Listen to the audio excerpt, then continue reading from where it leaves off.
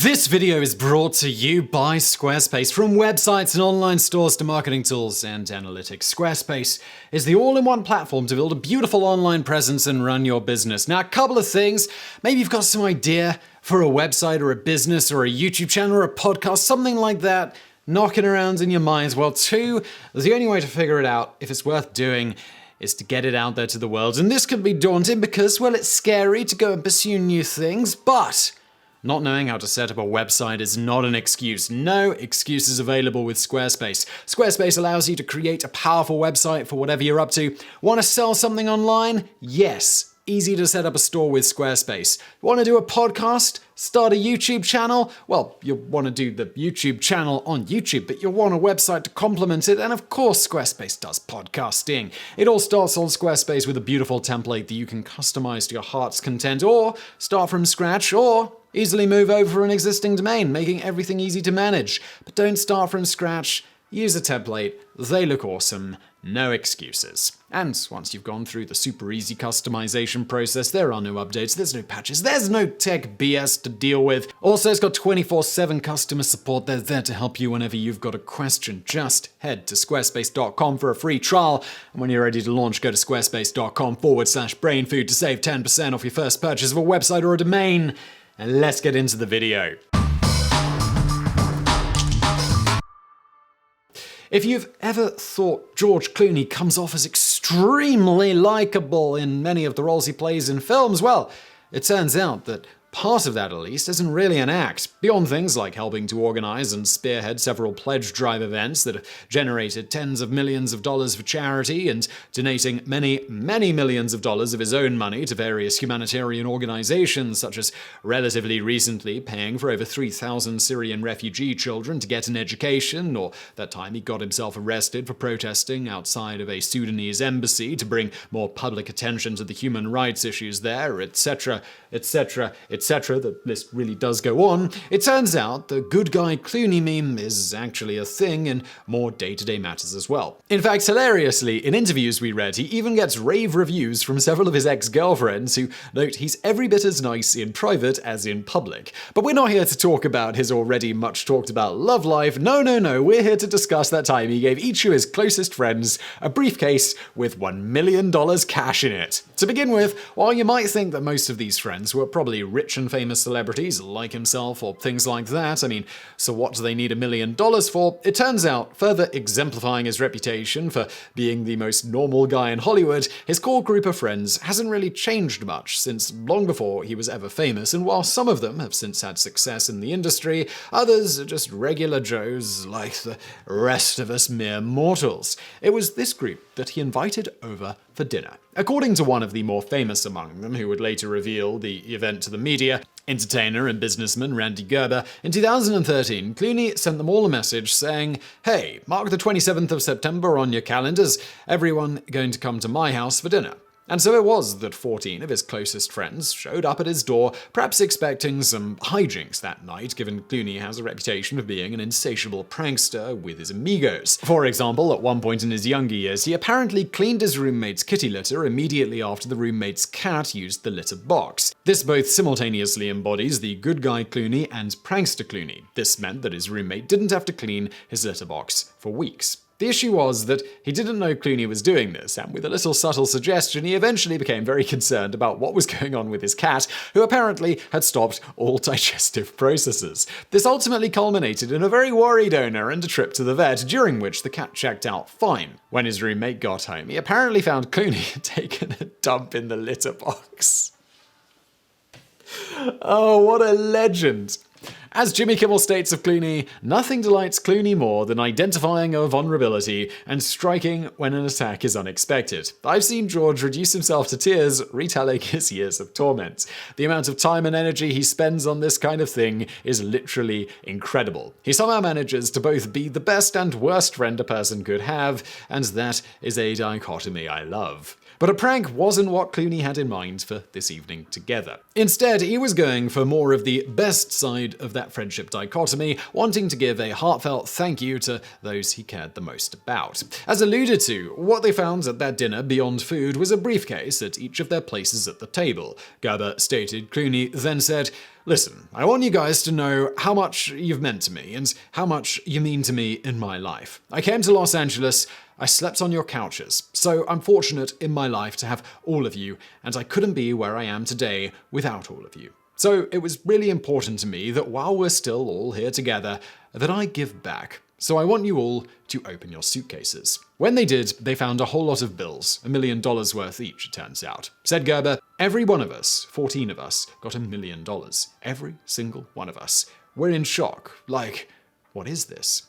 He states Clooney then went on, I know we've all been through some hard times. Some of you are still going through it. You don't have to worry about your kids. You don't have to worry about school. You don't have to worry about paying your mortgage. And note here, not just a princely sum in the cash itself, given that Clooney would have had to pay the taxes on those gifts, as he's in the highest of tax brackets, gifting his friends $14 million actually cost him in the ballpark of just shy of $20 million. For reference, in 2013, that is estimated to have been close to 20% of his total net worth at the time. That said, he's since skyrocketed that net worth, in large part not from acting, but thanks to, on a whim with some friends that very same year, deciding to start a tequila company. Fast forward to 4 years later, and he sold that company for $700 million, plus a potential $300 million extra based on performance after the sale, with Clooney getting a third of that. So oddly enough, Clooney has probably made more money on a tequila company he started solely so he could have some tequila exactly the way he liked it than he ever did on his acting. In fact, reports from the co-founders are that when they first started the company, they hadn't intended to sell the tequila to the public. They had only started to think bigger after the manufacturer told them they needed a business license to purchase the volume they wanted. Moving on from there, on the integrity front, when Clooney first made it big on the unexpected smash hit ER, he and other cast members were offered rather large bonuses in the second season to make up for their somewhat lackluster pay at the time, given how huge the show had become. As for Clooney, however, though still not rich at this point, he turned down a $1 million bonus and did not even attempt to renegotiate his 5-year contract, unlike others, despite his rising star. Said executive producer John Wells, we were the #1 show, and it was very clear that George was breaking out, and Quentin Tarantino, who directed an episode in season 1, wanted him for From Dusk Till Dawn. He was great and very professional, and when everyone else was getting huge raises, George always said no. He said, I'm going to honor my commitment to you. On a similar note, in 2010, Clooney was offered $15 million upfront and $30 million on the back end to tack his name onto a film, but turned it down. Not because he wasn't interested in the project, simply because he'd already agreed to appear in the Fox Searchlight film The Descendants, and his name being attached to that was a big part of why it was being made. So he turned down the $45 million and did the small project, which to be fair ended up doing insanely well at the box office, earning almost $200 million despite its total $20 million budget. It seems that George Clooney, he tries not to earn money, and then he earns loads of money. On that note, Clooney is frequently known for joining such small film projects he thinks should get made or get more attention, even though he's often only paid token amounts. He states of this, acting used to be how I paid the rent, but I sold a tequila company for $1 billion. I don't need the money. But I have money, so I can fight to make movies I want to make. If you look at what I've been in over the past 15 years, for the most part, they weren't going to get made if I didn't do them. Nobody was going to make Good Night and Good Luck, Michael Clayton, or Up in the Air, and I fought to get those out there. Speaking of helping projects get made, we have, among many other examples, Trey Parker and Matt Stone, who when they were budding young talents toiling away in school, created a Spirit of Christmas short for Fox Junior executive Brian Graydon as a sort of Christmas gift. Graydon sent this to a few friends, and at some point Clooney got a copy of it. He then made hundreds of copies and sent it out to his friends and executives throughout the industry, and otherwise just promoted the crap out of it, helping it to become one of the earliest examples of an amateur-made viral video, as well as making sure various TV execs saw what the boys had done. Reportedly, largely thanks to Clooney, it spread like wildfire, with the interest here helping to land the two men a deal with Comedy Central. A couple of decades later, Stone and Parker have made well over $1 billion combined, and South Park was largely responsible for Comedy Central itself becoming a major cable network. To illustrate, in 1997, Comedy Central had a reach of about 9 million households. A mere year later, largely on the back of South Park, they had jumped to being broadcast in over 50 million million households. Incidentally, at one point, Clooney, like so many other actors, expressed interest in guest starring in South Park, which spurred Parker and Stone to offer him the part of Stan's gay dog in Big Gay Al's Big Gay Boat Ride, with Clooney then asked to provide the barks and other such noises for the dog. Thanks, George. Here's your starring role. While some high-profile actors might have felt snubbed, instead Clooney loved it and happily accepted the role of a barking dog. Similarly, on Jimmy Kimmel's debut of the Jimmy Kimmel Live show, Kimmel recounts, "George was my first ever guest on January the 26th, 2003. It was my first show, and we were on live after the Super Bowl with many millions of people watching. I was nervous as I'd ever been, and terribly unprepared to host a talk show. After a shaky start, George, who I did not know and who was much too big a star to be there, showed up and calmed me down with shot glasses, vodka, and movie star magic. He gave our show and its bumbling host instant credibility just by showing up, and was so charming and funny, it did not matter that I was not. George is always great, but that debut likely would have been a disaster without him." Moving on from there, they say that the true measure of a man is not how he treats his friends, but how he treats those ostensibly beneath him or those who serve him. And if that's true, Clooney comes out 5-star reviewed there too. Beyond more common things like a reputation for being an insanely good tipper, for example, in one instance apparently paying a group of kids running a lemonade stand $100 for a small cup of their wares, by all accounts he's ultra-friendly with those who come up to him in his day-to-day life, and even those who don't exactly act well around him. For example, in one instance recounted by journalist for Esquire, John Richardson, who witnessed the event, an exceptionally drunk woman more or less harassed Clooney for hours at a bar, even at one point slapping him upside the head and yelling at him repeatedly to bite her ass. What? Note here, her friends at one point dragged her away from him, and in another, the workers at the establishment did the same, but she just kept coming back. This spurred the bartender to offer to call the police to remove her forcibly, but Clooney declined this offer. If I was Clooney, just leave. Just be like, I guess I gotta go to a different bar. As an idea of the riveting conversation the inebriated lass apparently had with him, we have a rather colourful joke in which she stated, "How do you get a dog to stop humping your leg?" When Clooney politely responded, "How?" She stated, "Pick it up and suck its dick." Doubling down on the good guy Clooney persona, later after leaving the bar, a couple of his companions were making fun of the women as they went home, but Clooney quickly quieted them, noting she clearly had issues in her life and they shouldn't make fun of her. You see, apparently Clooney has a bit of a thing against talking bad about people behind their backs, though interestingly, not necessarily to their faces if the situation calls for it. With Clooney's stating of his general philosophy on this, the difference is if you do it to their face, if you look at her and do it and she goes, "You're making fun of me," and you go, "No, no," but if you go blah blah to your friends, then you're chicken shit. This all brings us to a little talked about fact in Hollywood that on set, the plebeians beneath the main actors and main production staff are, to put it mildly, not always treated well. The lowest of the low on the set, of course, are the extras, who can generally expect to be treated like disposable cattle and even occasionally disregarded to the extreme, as we've previously covered in depth. Enter George Clooney on the set of Three Kings. Early in the shooting, Clooney had become rather irritated with director David Russell, who, according to Clooney and some others, was taking this poor treatment of extras to a whole other level, allegedly even at one point ignoring an extra who was having a seizure, who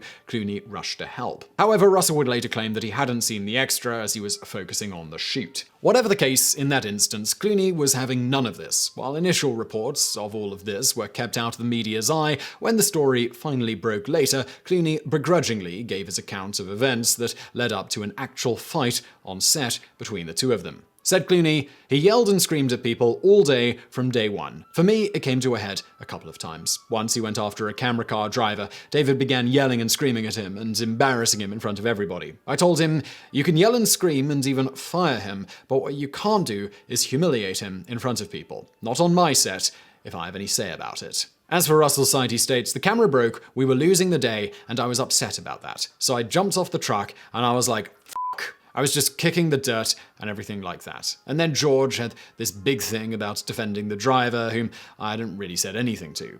Going on, Clooney states, "Another time he screamed at the script supervisor and made her cry. I wrote him a letter and said, I don't know why you do this. You've written a brilliant script, and I think you're a good director. Let's not have a set like this. I don't like it, and I don't work well like this."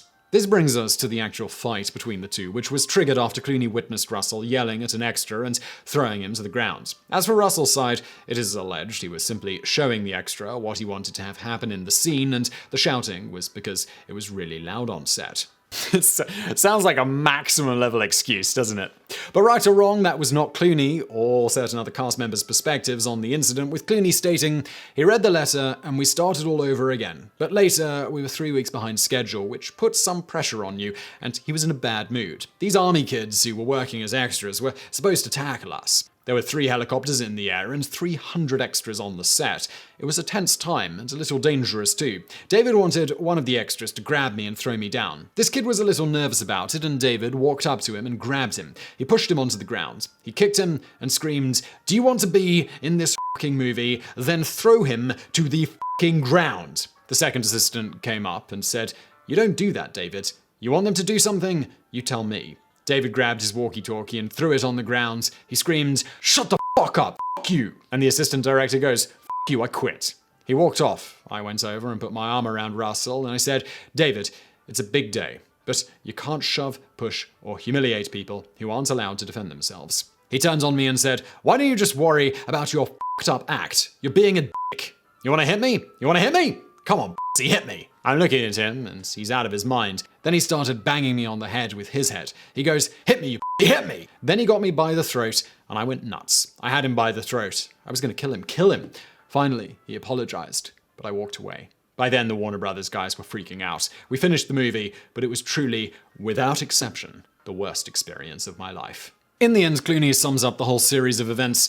"I would not stand for him humiliating and yelling and screaming at crew members who weren't allowed to defend themselves. I don't believe in it, and it makes me crazy." Finally, for something a little more light-hearted, after Clooney finally found a woman he could commit to, famed human rights attorney Amal Alamuddin, the couple ultimately had twin babies together. When the littles were around 6 months old, he and his family needed to make a transatlantic flight. Concerned their babies might cry the whole trip and disturb everyone, Clooney went ahead and purchased high-end noise-cancelling headphones for everyone, with the couple passing them out and apologizing in advance for their babies. For the record, Quentin Tarantino was on that flight and stated the babies were quiet throughout. Apparently, good guy Clooney only produces good guy babies. And now for a bonus fact. Speaking of the life of an extra, in regards to the filming process itself, extras, like children in a stereotypical British household, are expected to be seen and not heard. Beyond it being strictly forbidden to talk to the talent or distract them in any way, even in off time, in order to keep the various sounds in the film as isolated from other noises as possible, the mics are usually targeted at only recording the voices of the talent. Virtually all background noises are then added in post-production. In addition to background chatter, this includes noises you aren't even expected to notice, like the ruffling of the main character's clothes as they walk, or the clink of a cup being placed on a table. This is generally one of the more difficult things for extras to get good at, as many people find it unnatural to make silent vocalizations without overcompensating by moving their eyebrows too much, or otherwise trying to use body language to make up for the fact that they aren't making any noise when fake talking. To avoid this, beyond being conscientious of body movement, some extras practice nonsense phrases that they can repeatedly mouth from one to another. For a little fun, pay attention to talking extras in the backgrounds next time you watch a movie. You can almost always spot the newbies from the veteran pro extras because of things like this. On that note, because most sounds are added in post-production, scenes involving parties, dancing, or cheering crowds are an especially surreal experience for extras, as the set is almost always completely silent while filming, other than the talent doing their thing. This poses another unique challenge for extras who are required to dance to a song they can't hear in time with other people who are listening to the same non-existent song, all while pretending to ignore whatever the main actors are doing. And with cheering crowds, extras must be extremely careful not to actually make any clapping noises while they clap, and otherwise raucously cheer silently. So I really hope you found that video interesting. If you did, please do smash that thumbs up button below. Don't forget to check out our fantastic sponsor for this episode, Squarespace, link below. And thank you for watching.